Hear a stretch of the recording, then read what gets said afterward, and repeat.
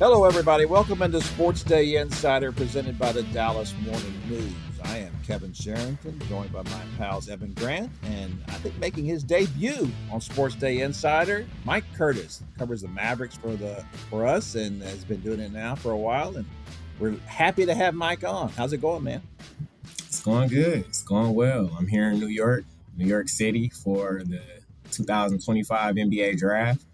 I hear there's a pretty popular guy that went to Duke who could be going to the Mavericks. So we'll see what happens. Will they be able to call him something other than that kid from Duke now? I think they've always been able to call him by name. They were just being pretty cautious, mainly Jason Kidd when he was doing his ring of radio and TV interviews. Okay, all right. This is a momentous time in the Mavericks history. There's no question about this. Of course, after the trade of Luka Doncic in February the 1st and the fallout from all of that, and then the bounce back to earn the 1.8% chance of getting the top pick and moving from 11th to 1. The first time in their history they'd won the lottery. Of all times for that to happen, I can't think of a better time than this one. This not only does this have the chance to heal not all the wounds left by the Luka Doncic trade, because there's a lot of people out there that still love Luka and will always love Luka, but the opportunity to get a player of this caliber coming in, if you read Jay Billis's analysis on ESPN today, and Jay Billis, a pretty insightful guy about college basketball in particular, and he keeps up with that. And also from the standpoint that he's a Duke guy himself, he called him the best Duke freshman ever, which covers some ground saying that. And then he also talked about his maturity and the fact that his game really has no weaknesses. There are things he can improve upon, but he does a little bit of everything. And he talks about his competitiveness and how it's off the charts, his maturity off the charts, his leadership, all of those things makes him the obvious choice. As he put it, in a draft that's supposed to be pretty good, he still calls it the Cooper Flagg draft. So that is saying a lot at this point. So, Mike, let's settle this once and for all. There's no chance they're going to screw this up and make a trade before that first pick comes up, is there? You know what? It's funny you say that because, and I'll reveal this to our listeners.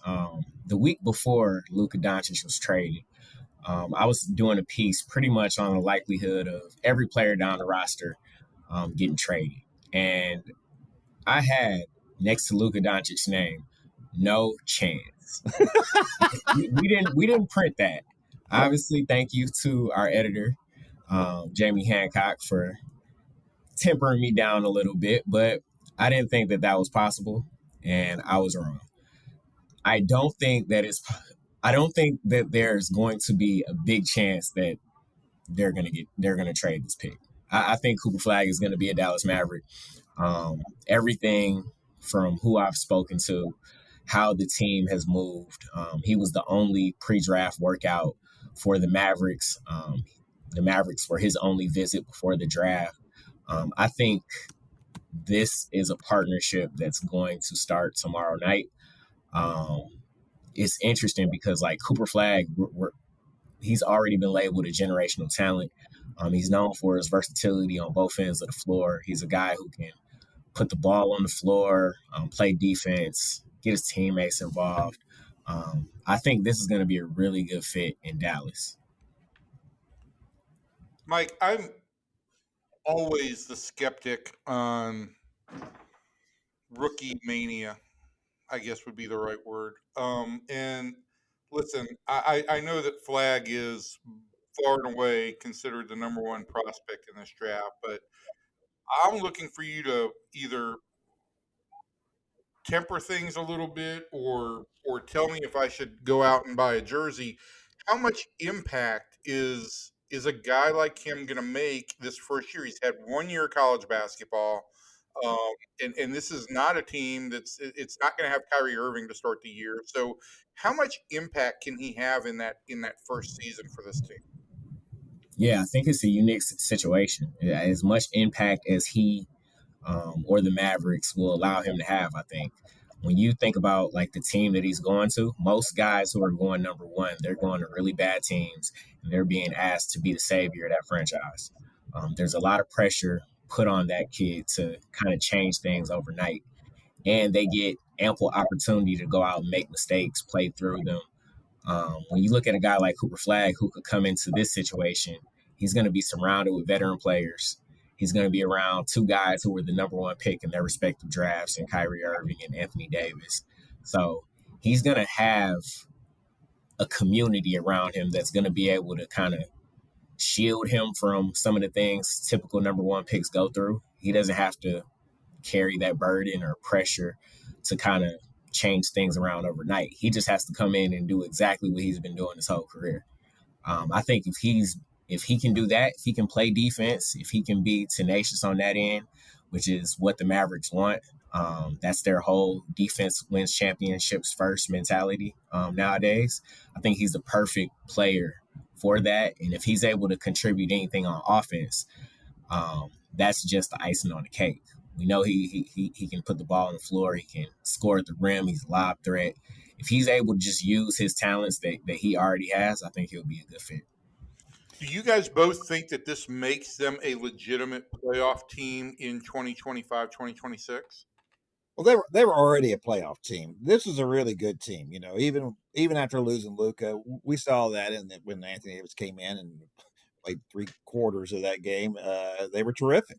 They are in many ways they were a more balanced team than they had been before with Anthony Davis because of the scoring you have inside and outside at that point, and not just on the lob threats. So adding him, they go from, to me, a playoff team and a good playoff team, a team that had a chance to get to the at least the conference finals. If Cooper Flagg plays like he should be able to play, if Kyrie Irving comes back from that injury, and that to me is the biggest question of all this, isn't it, Mike? Is like, when does he come back, and what is he like when he comes back? But up to that point, huge question. Of course it is, and I think the thing for me is it's almost good that Kyrie's out from the standpoint of Cooper being able to come in and he gets to. You don't have a situation where he can't assert himself because you want him to do that, right? You don't want him just to think, I don't know what I'm supposed to do here. Am I supposed to, to concede to Kyrie? Am I concede to Anthony Davis? I'm the third choice here. What do I do? Well, he gets a chance maybe to do a little bit more. And Mike, something that you brought up the other day, I wanted to ask you about is that you said that there's a possibility that Jason would run him at the point a little bit. And I think that sounds pretty logical given Jason's history and what he did with Anthony Davis in the very first game that he played here. Yeah, Anthony Davis brought the ball up quite a bit during his debut February 8th against the Houston Rockets. Obviously, he played phenomenally until he went down with the injury there in the third quarter. But this is a guy in Jason Kidd who's been known to try unorthodox ways. He was one of the first NBA coaches to put the ball primarily in Giannis Antetokounmpo's hands. And that kind of unlocked his skill set early on in his career. And he's become the two-time MVP that we know him as now. When you think of a guy like Cooper Flagg, I spoke to Brian Scalabrine for the story that you just mentioned. And he told me a story when he was watching the draft lottery on May 12th when the Mavericks got the number one pick. He said the first thought that popped into his head was Jason Kidd is going to play him at the point. And it's an interesting concept because, like, Jason Kidd made a comment on one of the radio appearances he had over the last month. And he said he thinks Cooper's a guy who's positionless. He can play him anywhere from the 2 through small ball 5. Now, obviously, he didn't mention point guard during that comment, but I think it's definitely possible that we see a guy like Cooper bring the ball up, initiate offense, and get guys involved just because he has the skill set to do it. And from everyone I've spoken to just about his work ethic and his competitive nature, Um, if he wants to do something, he's going to try to do it, and he's not going to let like failure or a mistake deter him from trying to get better. If that's a part of his game, I think he's going to do everything in his power or in his nature to kind of perfect it. All right, I don't want to, in our time we've got here, because we want to pack a lot of stuff about the Mavericks into this. We could talk about Cooper probably for 30 minutes. But I also want to talk about the Mavericks have reportedly signed Daniel Gafford to a 3-year extension, $60 million. Mike, were you surprised that they got that done? Because there was some question whether he might be dangled in a trade for a potential point guard while the Mavericks are waiting for Kyrie to get back. Yeah, so yesterday was the day after the finals is the first day that teams can negotiate with their own free agents. So the Mavericks and Daniel Gafford have been in talks. They're nearing a deal. I'm not sure if that deal is set and agreed upon yet, but they're nearing a deal and he intends to sign it. But yeah, this is a move that pretty much secures and solidifies the Mavericks front court for this 3 to 4 year. It's probably a 3-year window. Win now window that they have with Kyrie Irving, Anthony Davis, and this core group that they have. But I think it was a really good move considering that we don't know how healthy Derek Lively is going to be. He's had injury issues during his first 2 seasons, and I think just having a guy like Daniel Gafford who can pretty much do the same thing. He's a rim runner, lob threat, rim protector, and he's very efficient around the rim. He's always up there in the top 2, top 3, top 4 in field goal percentage. So I think it was a really good move by the Mavericks. It's unclear what the contract looks like structurally. So, but I'm pretty sure there's some type of way that if the Mavericks still wanted to get off of that contract, they could look to move him for a different asset like a point guard you mentioned. But I think the Mavs think they can get a quality point guard without trading away Daniel Gafford or PJ Washington for that matter, which those two are their best assets this offseason. Yeah, those guys certainly, when you're talking about, what Nico Harrison's tried to build all along is, of course, a defensive team, and PJ, until the addition of Cooper Flagg, is considered probably their best defender. I don't know. It'd be interesting to see to me who ends up being the better defender across the board. Will it be PJ? Will it be Flagg? But at least you have 2 guys of that caliber now on your roster, or you will after this draft. So at this point, we're talking about Kyrie. Give us the timeline on whether he is has he already opted out of his contract, and are they are opting out so he can sign a new deal, and that give us a little update on the deadlines and all of that. Yeah. So today is actually the deadline for Kyrie Irving and Dwight Powell to either exercise or decline their player options.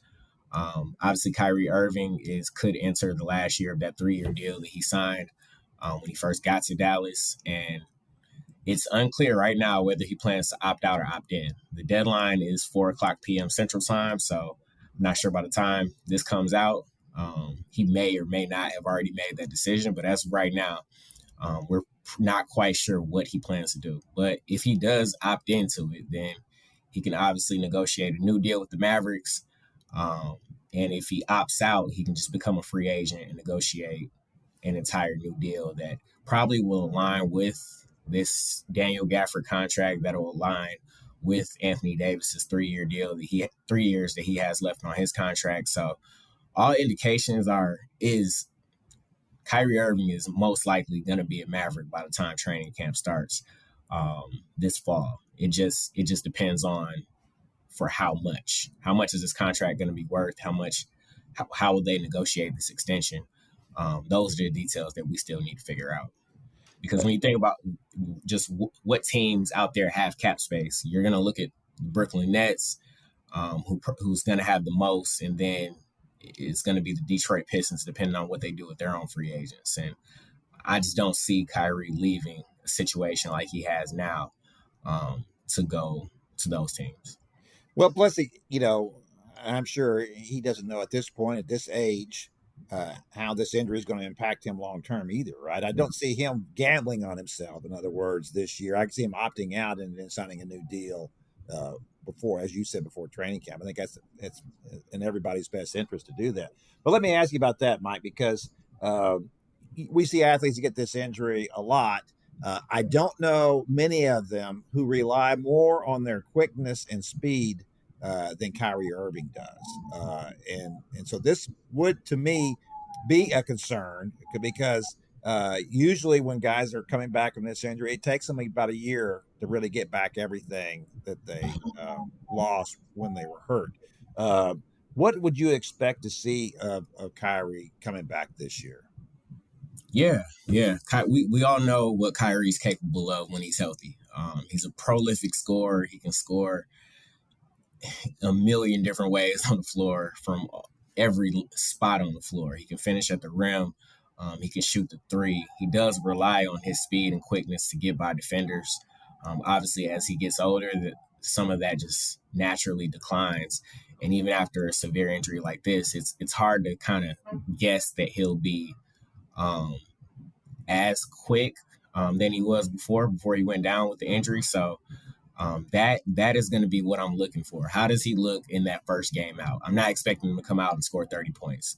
Honestly, I think he'll try to ease his way back into the rotation. I don't think they're gonna pressure him to just take that load. I think honestly that they would defer more to Anthony Davis, especially if Anthony Davis has been rolling throughout the season as that first option. I think they'll continue to try to feed AD, and if Flagg has grown into form by then, maybe he's still in the mix offensively. But I think it's going to be a process. I think the main thing is, can this team gel and mesh when Kyrie does return in enough time for the playoffs so they can just go on a run? That's going to be the biggest question. They're going to have to use that month and a half, 2 months, whatever it is of the season that they have left to get ready for the playoffs. Well, we certainly saw Kyrie when he played next to Luka, right? He deferred to him. I mean, over and over again. Sometimes too much so, but lots of times, especially in the first half, he let Luka get his points and kind of take over the offense, and then he would move in when he needed to do that. He's been, and I'll be the first to say, I wasn't sure what Kyrie was going to be like when he came here. There was all the baggage off the floor, right? That we weren't sure about what he was going to be like, and I think he was a little defensive, maybe at first about all that, and then whatever happened, whether it was just being in Dallas, whether it was Nico Harrison, whether it was Jason Kidd, whatever it was, it's been a wonderful transition for him here. He seems very happy. And as you said, he's been a great player. And that's the thing, even at his age, when we talk about his, excuse me, his quickness and his ability to see it up close is phenomenal. I mean, I don't know that there's many 20-year-olds out there who have the kind of quickness and ability to change a direction. It's the burst and then the stop, and his ability to do that is just phenomenal. I don't know. I've never seen a Maverick who had that change of direction like that, and it could to start and stop like he can. So that has been a huge addition to this team, and I do think that the second part of that for me with Kyrie is that his willingness to say, I don't need to be the main guy here. I can sit back and I can let somebody else get their points if that's what we need to do. I do think that there will be more of an onus on him now, obviously without Luka. But now that Cooper Flagg has come in, if he comes in and demonstrates, as Evan brought up a while ago, is he going to be ready to play right away or not? Is there going to be an adjustment period? He made a pretty good adjustment period for a guy who was supposed to be playing high school basketball last year and was playing at Duke at a very high level and got his team to the Final Four. So I would expect, because of kind of what we know about his work ethic, his competitiveness, that he is going to want, and because of his skill level, obviously, that he will probably make a pretty good impact. It'll just be a question to me of how he feels about, can I really, not whether can I do this? Because I think he knows that he can do it. It's a question of, should I do this? Should I step up here, or should I defer to Anthony Davis? Should I defer to Kyrie Irving? Should I defer to these other guys on the team and take my place and kind of work my way into it? Or do I come in and just play like I've always played? So, what else do we need to talk about on this team? Is there anything else that we're left? Oh, we got to talk about if you think that they're going to add a point guard here. Are they going to trade for a veteran? They're going to sign a veteran. Who are the options out there for the Mavericks before Kyrie gets back? Yeah, it looked like Evan wanted to say something. I'm not sure if. No, it was just gas. Okay. Okay. Yeah, as far as point guards out there, obviously Chris Paul is a guy who's been thrown out there. He'll be an unrestricted free agent. Interesting thing about him, I know he's a veteran. I know he's one of the oldest players in the league, but he played all 82 games last year. And if it's anything that the Mavericks need, it's an experienced point guard who can kind of play with these veterans that they have, and it's health. If Chris Paul is able to be healthy, I think that's a pretty good option. And obviously he'll be able to kind of take a back seat once Kyrie does get healthy. If that is the case, he ends up in Dallas. Lonzo Ball is another option that's been tossed out there. He's currently with the Bulls. I think he has 1 year left on a $10 million contract. So there would have to be some type of trade in order to get him. And then a couple of other options. Dennis Schroeder is going to be a free agent as well. It's unclear if Detroit wants to either keep him or let him test the market out. D'Angelo Russell's out there as well, but I'm not sure how he fits with this team. So there are a few options out there. It just depends. Mavericks might even try to get creative and go after someone we're not thinking about. A guy like Drew Holiday, he just got traded last night from the Celtics to the Portland Trail Blazers for Anthony Simons. That's an interesting trade that I'm looking forward to seeing how it shapes out, especially in Boston, especially since Jason Tatum is going to be out for most of next year, that Achilles. So there are options out there. Yeah, they're clearly making that deal, trying to get more scoring punch back, and then you're also dropping a big contract with the Celtics. I mean, the Celtics have some huge contracts to deal with. Tell me this: why did Dennis Schroeder, great defensive player? He seems to fit what the Mavericks would like to do as well from the point position. The guy's played, I think, with every team in the league so far except the Mavericks. Why is it that he never sticks anywhere? That's a good question. Last year, he was on 3 teams. Started the year in Brooklyn. He got traded to the Warriors, and then I think he got rerouted to Detroit. So, yeah, it's a guy who can't seemingly find an NBA home, at least permanently. We know he started his career in Atlanta. We know he's capable of being a really good backup guard. Like, he can score, he can facilitate. He kind of reminds you of like that Rondo type of prototype. I think he's a much better scorer than Rondo was, but it's interesting. I'm not sure if it's a culture fit. I'm not sure if it's how he interacts with teammates. I know people say like they hate playing against him, but once they're on his team, like it's a guy you want to be on your team. So I'm really not sure what it is with Dennis Schroeder. I've never covered him. Never even asked him a question like in an opposing press conference, but it is an interesting situation. Well, those are the big things, right? As you mentioned too about Dwight Powell was also they're making a decision on him. Is this the end for Dwight Powell, or is he got a place on this team? He actually intends to opt into his player option. I did forget to mention that. So he has a $4 million player option. It's last year of his contract, so he intends on opting into that contract. Okay. So they're very front court heavy.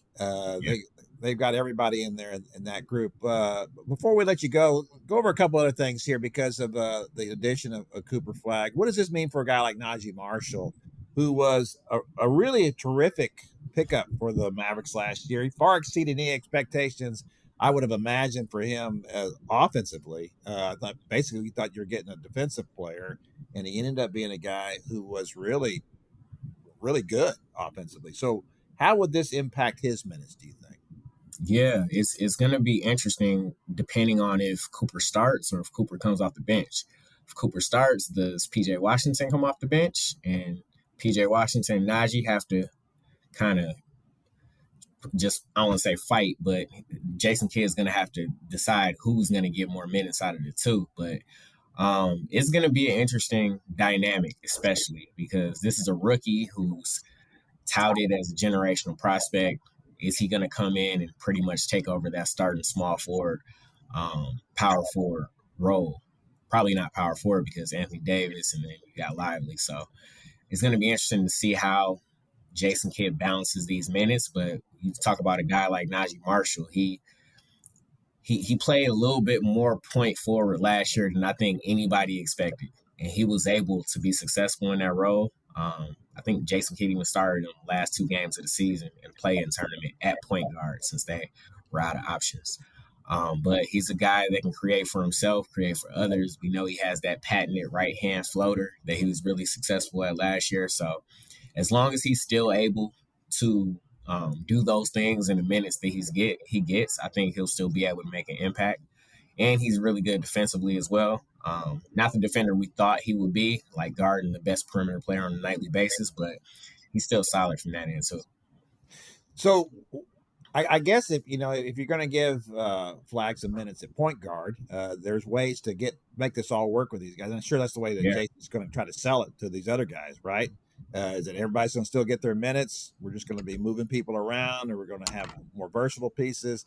I would expect that, and you mentioned that up top about the versatility of Flagg and what he's able to do and play any position, certainly guard any position, is that there'll be a lot of that on this team, right? There probably won't be as many assigned. This will impact Klay Thompson too, right? I mean, he's not going to be playing any small forward anymore, I don't imagine. So this is going to be a situation where Kyrie Irving may be the only guy on the floor with a set position when he comes back. Yeah, I think so. And then when you look at some of the depth they have, you got guys like Jaden Hardy, Brandon Williams, Omax is still there on the bench as well. Some of those guys are going to be coming back from injuries. Like, do they have minutes for those guys? As of right now, it doesn't look like it unless they strike out in the point guard market. They have to rely on some of those guys when the season starts. So that's another thing to keep an eye out on. Is that one last thing? Is Jaden Hardy a possibility for that role, a point guard? It's interesting. Like he had his moments this season. Obviously, he was shooting the ball really well, especially in December. But he suffered 3 separate right ankle injuries, and it kind of disrupted every time he built some momentum. He suffered an injury. So I think there will be an opportunity. I'm just not sure if it'll be as much as it was last season. Yeah. Evan, you got anything left for Mike before he gets out? No, Kevin, you ran through the entire NBA. So other than that, I think we're good. Mike, great work. I'm sorry. I was focused on draft stuff today, but it's a really good update on where the Mavericks are and their options going into the summer. And we're going to have you on much more as we get closer and into the season. But thanks, and enjoy the city, and we'll edit out the sirens in the background. It's always a telltale sign of when we're doing a podcast with somebody in New York, because the sirens are nonstop. But thank you for joining us.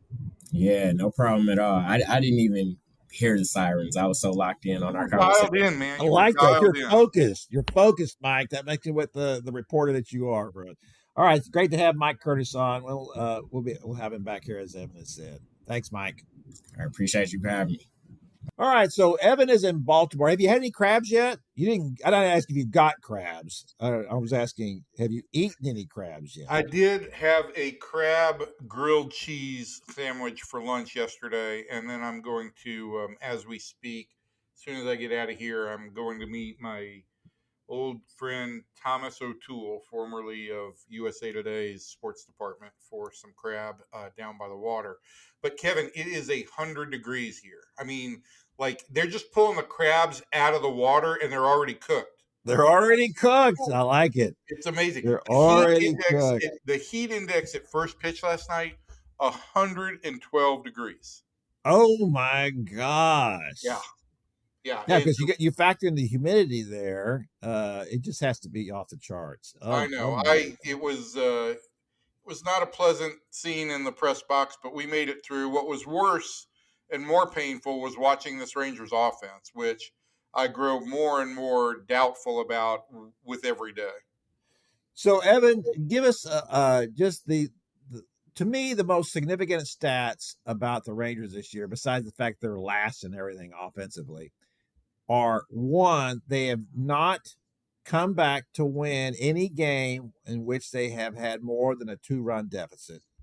And secondly, the ones that you cited last night from the game last night about what this team does after the 7th inning offensively. Yeah, I mean it's stunning. I kind of got a bug around the 7th inning when I think the Rangers saw 6 pitches in a 6-0 loss to a guy that had never gone this deep into a game. And look, at that point in time, Trevor Rogers is throwing all strikes. I do get it, but it just made me start looking and thinking a little bit about this team's ability to come back, and the numbers just are stunning. They are last in the big leagues in pitches seen after the 7th inning, from the 7th inning on, last in walks, last in batting average, last in on base percentage, last in OPS. And this is why this team has won 3 games in which they were tied or trailed after 7 innings. To give you a little bit of perspective, Kevin, last year they won 18 games over the course of the season in which they were tied or trailed going to the 7th inning or after the 7th inning. This year they've won 3. They're on pace basically for 6 because we're basically at the midpoint. So that's a third of the ability to come back that they had on a team last year that was basically seen as an underachiever. One other stat on that, last year they won 36 games in which they trailed at any point in time during the season. During the game. This year, they've won 10 of those games. So, again, they're on pace for about 20.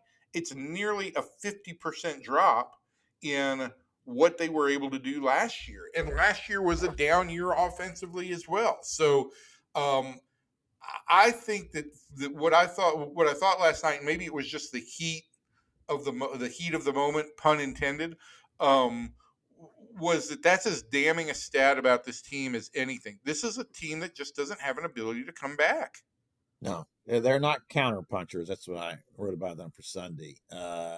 They just don't seem to have that ability. And I don't want to dump on Wyatt Langford, who clearly is one of the top 2 or 3 players on this team, and has had a good year. He struggled lately, but he started to kind of bounce back a little bit.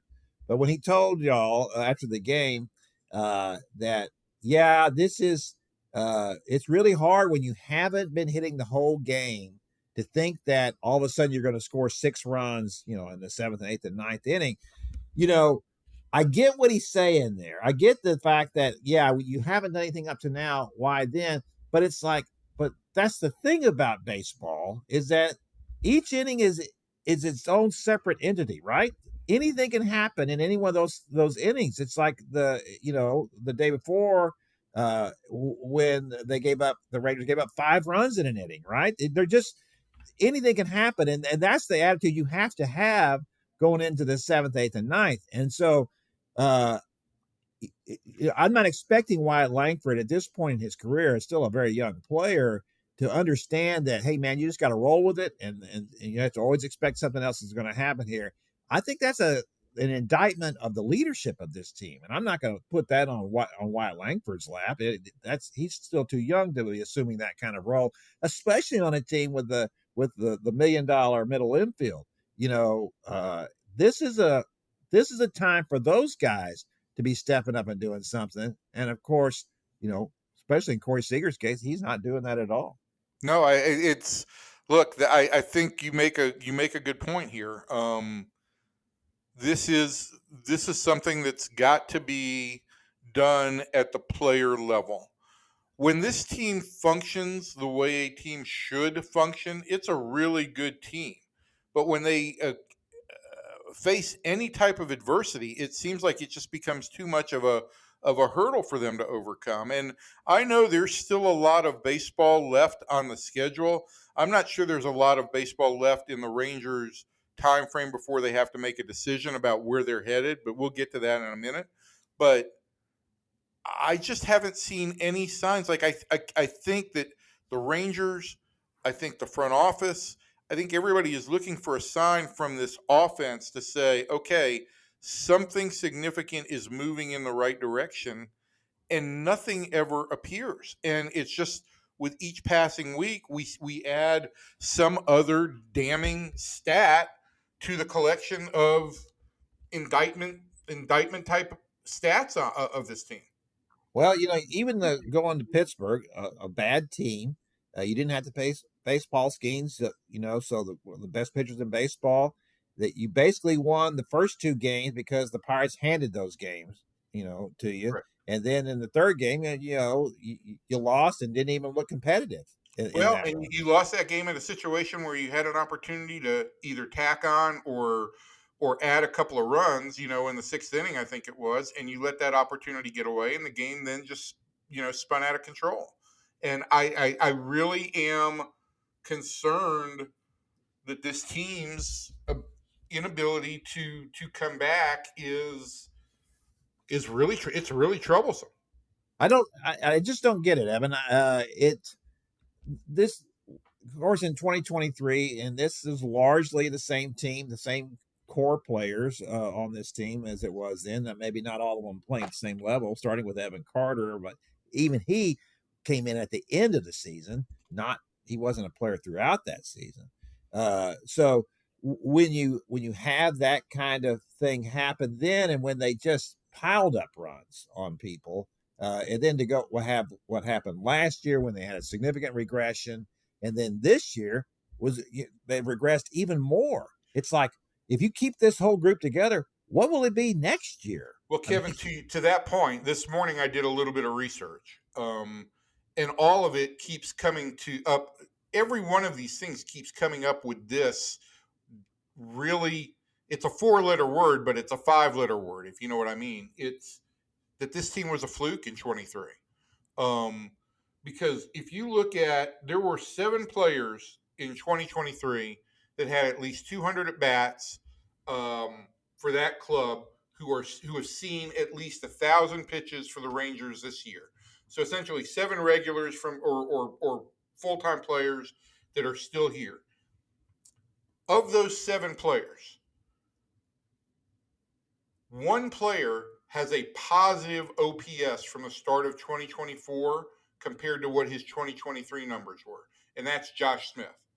Everybody else, and we're talking about Marcus Semien, Adolis Garcia, Jonah Hahn, Josh Young, Ezekiel Duran, and Corey Seager, every one of them, their OPS from the start of 2024 going forward is at least 97 points lower than what it was in 2023. I mean, that is a dramatic and drastic jump. And the best of that group is Josh Young. And Corey Seager has a 200-point drop. And look, he's still at 810 over the course of the last 2 years. But that's a big, big drop. You look at the guys like Semien, Garcia, and Heim, those are all 150-point drops for those guys.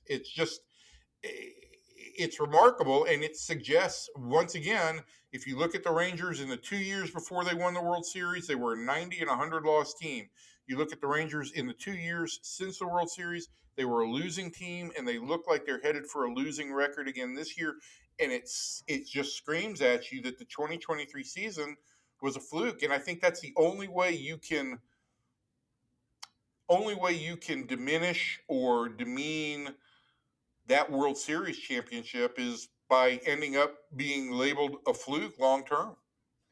Yeah, it's an ugly thing to say, and I will say this too. I wrote a column early in 2024 about what if this team.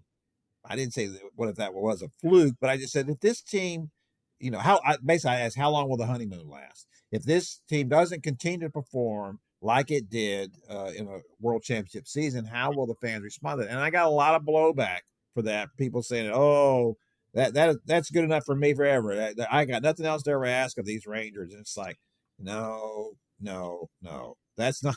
You and I have had that discussion before, like when the Braves in the '90s, they won one World Series, uh, uh, and they were considered like baseball's great underachievers because they were in the playoffs every year. They were a great team, great rotation. But to me, I take that over winning one and then out. I mean, I want, So the Marlins have won 2 World Series, and what has it done for that franchise? nothing. Nobody cares. You need to be competitive every year. You need to be in it. You need to be giving your fans a reason to have hope about watching this game tomorrow and the day after that, and the day after that. And this team, I think, you know, as you wrote today and have written and I've written, there's nothing this team that it has shown us and better, more to the point, shown Chris Young that makes you believe in it. Why would Well, you the believe pitching this does. team? The pitching makes you believe in them. Well, the pitching does, absolutely, but to me, that's the great crime of all of this. The Jacob deGrom has looked as great as he's ever been, and Nathan Eovaldi's pitching well, and Tyler Mahle was pitching well before he got hurt, and the bullpen has actually kind of held up okay, and better than okay. They still need a closer, but all of that part of it they've got, and they've never had that. Even on the World Series teams, their pitching was just average, at best and now they've got that, and now they can't hit. And I, in the 40 years I've been around this team, they could always hit. There was never a question about that. They always had enough hitting, and for them not to have any now is just phenomenal. Especially as we talked about when you're paying your middle infield that much money for it. It's not like that these were a bunch of Rusty Greers that you were hoping they came up through this system and were nice players and good hitters, and you're hoping they're going to do it, and they're all overachievers. These guys aren't overachievers. Some of these guys, as in Wyatt Langford and Josh Young, they're first round picks. Well, they've got 6. They've got their save from. They've got their first round picks from 2018 through 23, all on the roster and active right now. Now, only 3 of those are obviously position players in Foscue, Langford, and Young. But yeah, to your point, they have drafted and they have brought players up through the system.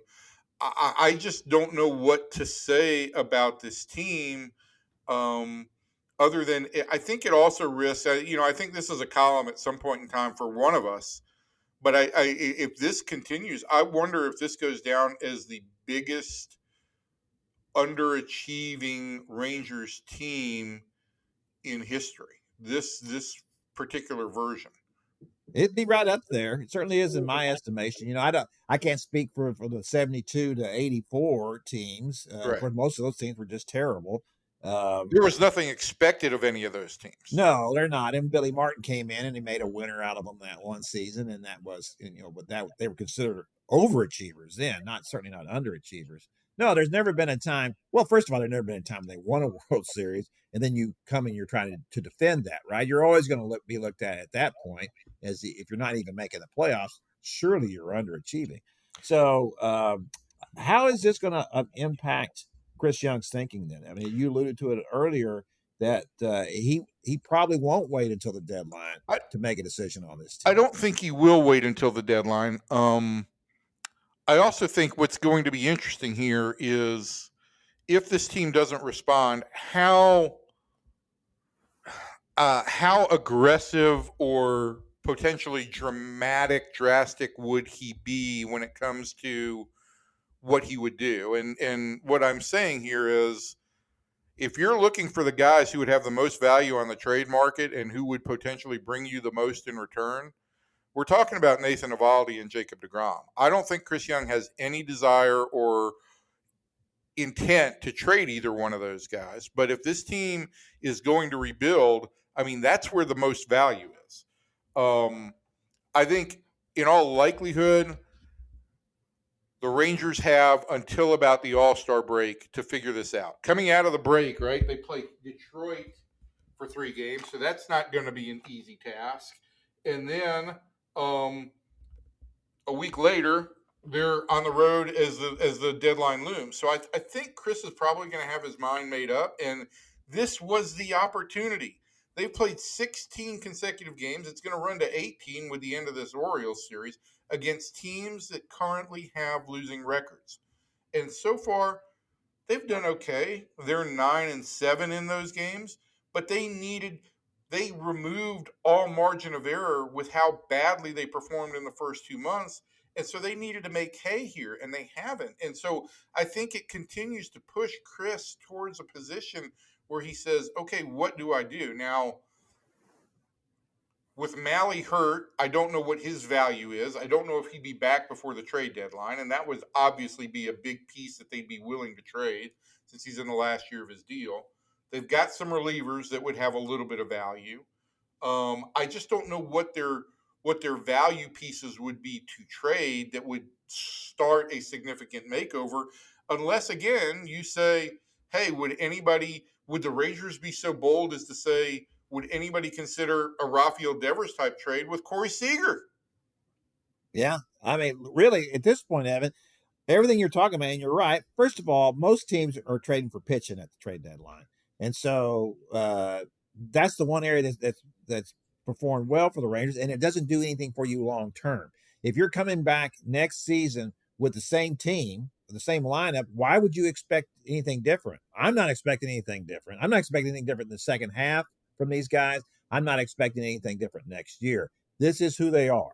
They might get marginally better, here and there, but they're not going to bounce back. They're not going to be like they were in 2023.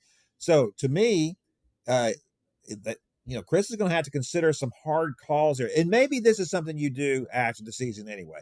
Maybe you trade a piece here, you trade a piece there at the deadline, a couple of pitchers, you get rid of them. I don't think he wants to get rid of Jacob deGrom. I think he had grand visions of what Jacob could bring to this team. He finally got that now, 2 years after the World Series. And I think there's certainly reason to believe that Jacob can come back and pitch well next year and the year after that. Look, there's not a lot of there's still a lot of tread left on that tire, right? Not a lot of mileage on that arm. He's had a couple of surgeries, but when he pitches, he looks just like he ever did, So I think that, to me, the hard decisions are going to be made after this season. And Chris Young is going to look at this lineup and say, are these guys performing at the level I think they should at this point? And if not, and with the limitations that he has on the salary, because Ray Davis doesn't want to pay that tax, that puts him in a bad position to begin with, especially with these big contracts. Should he dump a couple of these contracts? Well, and I don't think in the case of Corey Seager, I don't think you'd be quote unquote looking at a flat out dump, right? But even in a case like Seager, and to your point, I do think that if you're going to trade Seager, this is not Rafael Devers. This is not a situation where clearly Boston wanted to just move him. They wanted to move on from all that drama, apparently. If you're going to trade Seager and the rest of the $32.5 million he's due for the next 6 years, I do think that the kind of deal that gets done with a longer window or a longer runway to negotiate, like there is in the winter. Sure. But on Seager, the question is now, look, you and I have talked about this, right? And I've said, look, Corey's still a very proficient shortstop. But you have also said, when's he going to move to first base? When's he going to move to first base? Because his range isn't great. He doesn't look as athletic as you'd like out there.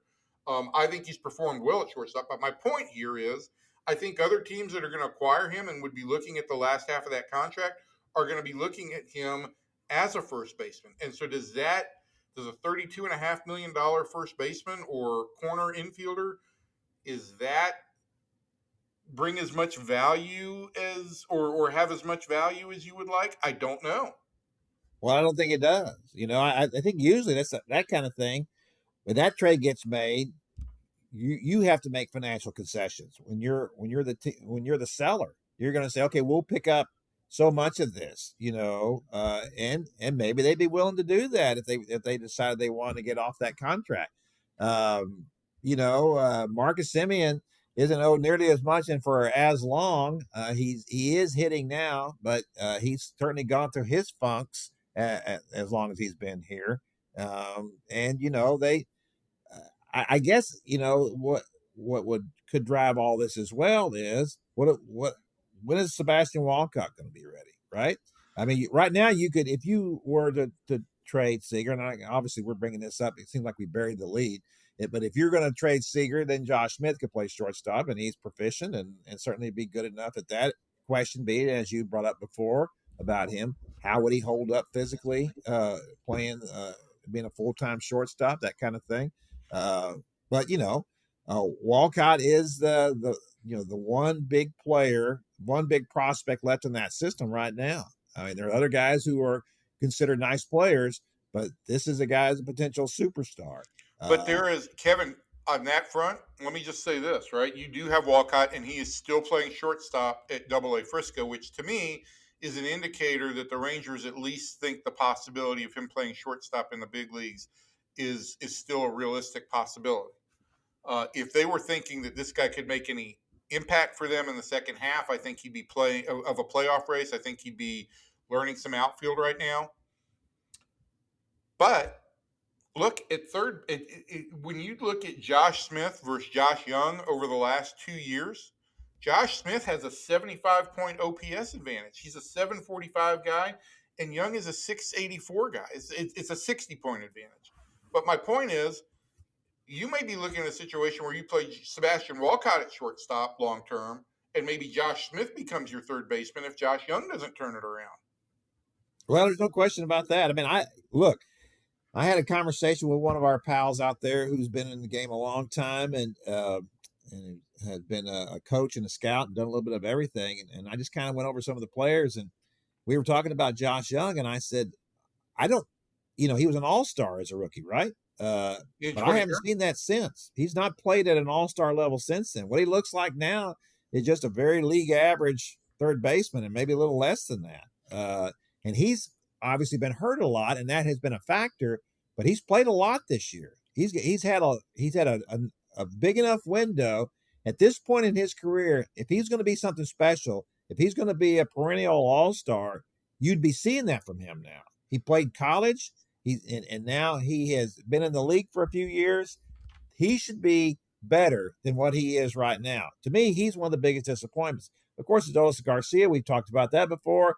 I think, he's made a concerted effort to, pick up his defense in right field, and he's playing really nicely out there. He plays okay. But if you're going to have payroll questions, to me, it's not good enough to bring him back next year. I think these are legitimate concerns. Then when you talk about, they bring in, Chris Young brings in Higashioka, who hit 17 home runs for the Yankees last year, and he's hit one this year. Jake Berger, who hit 63 home runs of the last 2 seasons. He's got 10. It's just a team-wide epidemic. I don't know where you turn and look to anybody except for Wyatt Langford and Josh Smith as guys who are performing up to the level that you would expect of them. Yeah, I mean, look, I think there's still some X factor or some wild card factor with Carter based on the amount of time he missed with the injury. I think even to some extent with Young, but the numbers with Young, he has played a lot this year. And look, since the start of the 24 season, Josh Young is a 249, 292, 392, 684 player. That's got to improve. And if it doesn't, then you are starting to look at situations. He's still got minor league options remaining. He doesn't have enough time to refuse an option. You've got a guy in Josh Smith who, if everybody is healthy, deserves a spot in the everyday lineup. So I don't know what the future holds, but there are a lot of guys who have got to either turn it around or face that. Like in the case of Heim and Garcia, they're probably not part of the picture next year. Josh Young should be part of the picture next year, but he's got to pick it up. Josh Smith has made himself a part of the future here. The jury is still out on Carter at this point, though there are times when he really shows great ability, and then there's times when you worry about whether or not he can stay healthy. And even Langford, I think Langford has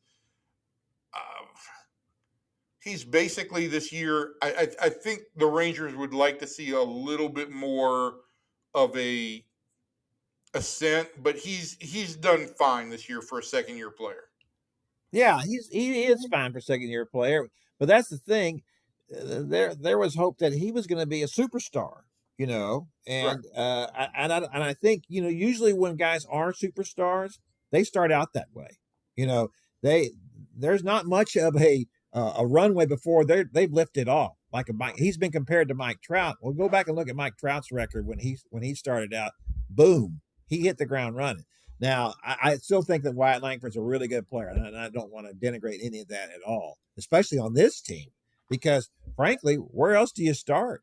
And that's the other issue for me, Evan, is that it's not like there's a lot of guys knocking on the door. Justin Foscue, I don't think he's the answer. We see that Zeke Duran is who he is. That's the disappointing thing about me for this team is that maybe the direction this team needs to take offensively is that we got to get more guys in here who can work a count, who are going to be smart players, who are going to draw walks. We're going to have to learn to score in different ways than just waiting for somebody to hit a 3-run homer. Agreed. And look, the teams that hit 3-run homers, by and large, they've got a few guys who will take walks, ahead of them. And they get to the middle of the bullpen, the soft side of the bullpen, earlier in games, and this team does none of that. And I've not seen any real improvement when it comes to plate approach, or I don't want to say plate discipline, just approach. I'm not sure when the Rangers go to the plate, like what their approach is in that situation. I think I know what it should be, but I don't know if I know what it is. No, I don't know either. It's and if you're watching them close up every night. I watch them a lot. It's a frustrating team to watch. I know that it's frustrating for fans as well. I think there'll be a lot of tough decisions made here, but I would be frankly at this point I would be shocked if Chris Young was a buyer at this point. I don't see how you could improve the offense at this point. It's as we've talked about. Before the season started, the big thing at the deadline was probably going to be a high leverage reliever, and what's the point of that at this point? I don't see it. No, there's no point in that unless this team gets ridiculously hot in the next 2 weeks and moves above 500 and shows Chris Young that they can have a consistent offense and beat some good teams. They've got Seattle coming up. They've got San Diego coming up. They've got Houston coming up. They've got to beat some good teams and win some games convincingly. Yeah, no question about that. All right. Before we get out of the podcast, I need to mention a few things, starting with the fact that Friday out at the American Airlines Center, Caitlin Clark's going to be in town with the Fever to play the Wings. So it's such a big event. They're going to move it from College Park Center over there at UT Arlington. Are you going to that? It does. I'm going to go out on Thursday. Friday night's bad deadlines for all you fans out there. Friday's a very bad deadline night for us, and so they decided they didn't want me to write off of that. They were afraid it wouldn't make the paper. So I'm going to write Thursday going into that game. This is a big game for the Wings, though, because it hasn't been a great debut for the Paige Becker's era. That's not her fault. It's everybody else's fault, essentially. And it's a good question of what are the new coaches. I think Paige should say that. Well, I'm interested to see that. What I'm interested in asking Paige about is that what do you think of all the abuse that Caitlin Clark takes on almost a nightly basis? The fact that Sophie Cunningham, one of her teammates, became a viral sensation because she finally took up for her. She's just phenomenal to me.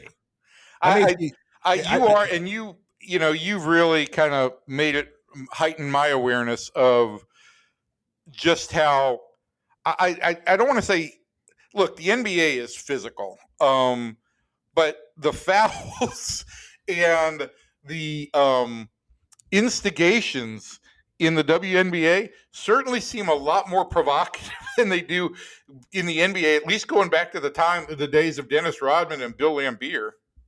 it's like WWE out there. I mean, there's no subtlety to any of it.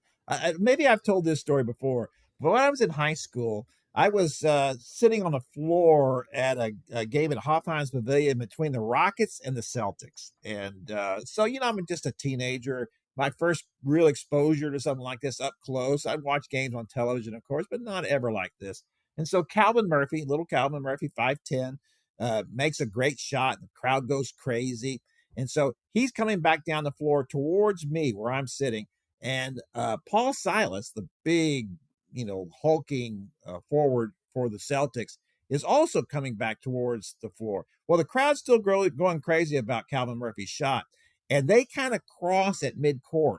And as they cross, Silas just almost imperceptibly raises his left knee just enough that when Calvin crosses in front of him, he trips over him and spills on the court. And Silas just keeps chugging on down the court like nothing happened.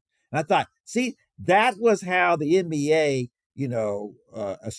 players assert themselves, kind of subtly, but it's still with a devastating effect. Whereas what we're seeing in the WNBA is women pulling people's hair, and then just plowing into people out of nowhere, gouging people in the eye. Now, I realize in the NBA, guys are hitting people below the belt a few times, and I'm not saying that some cheap shots don't happen, but what's happening in the WNBA, and especially to a woman who has raised the level and raised everybody's boats, right? And there's apparently all this residual, envy, anger, whatever towards Caitlin Clark, until finally one of her teammates had the gumption to say, hey, enough's enough. We're not having any of this anymore. Because that's what you would see a lot of times is that somebody would make a cheap shot on Caitlin. She'd be sprawled on the floor and one of her teammates would just kind of meekly walk over and help her up. It's like, that's not how it works in the NBA. If you're going to take a shot at my guy, I'm taking a shot at you. That's the way that it goes. There's none of that going on, or not enough of that going on in the WNBA. So anyway, I don't think that Paige Beggars has seen that kind of, animosity. I don't think anybody else has, but I am interested to see what she may have to say about that. Also this week, we've got LIV golf out at Merido in Carrollton the second time. This will be the second round out there. I'm not going out this week, and I went out. I'll be doing the Rangers on Sunday, as a matter of fact. But I went last year, and I'm going to tell you this. That's a really tough course, and the players like it from that standpoint, but it was miserable out there. It was so hot. There's not a lot of shade out there. When fans, as I was walking the course, fans were telling the other fans, hey, there's some good trees on 14. There's some good trees. When people are asking where the trees are instead of where the best players are, that's not a good sign. The highs on Saturday and Sunday are projected to be 98 both days, 98 degrees. It is too hot in North Texas to be playing golf. It's too hot anywhere in Texas to be playing golf in June and July. See, aren't you happy that I got you on the Rangers beat for Sunday so you can be in a nice, cool stadium? Nice, cool stadium. That's the Rangers did do that for us, right? They put a lid on the new place, and I hope that no one here complains anymore about not playing over across the street. Can you imagine playing across the street now when the weather, the way that it is? I mean, it's brutal. Look, the weather was always that Monday night in Baltimore. I don't know how people could stand it. Well, I don't either. And that was the thing always too at the ballpark in Arlington across the street was that it was always 10 degrees hotter on the field than it was whatever the air temperature was supposed to be. Oh, sure. So miserable. All right, that's going to do it for our podcast this week. We hope you enjoyed it. We know it was a long one. We hope you hung around with us all the way to the very end. We appreciate that. We'll be back next week, talk more about how the draft went, hopefully how it went. We're going to talk more about the Rangers, if they're any closer to making Chris Young make a hard decision or not, and then anything else that develops along the way. So from everybody in here to everybody out there, thanks, and we'll see you next time.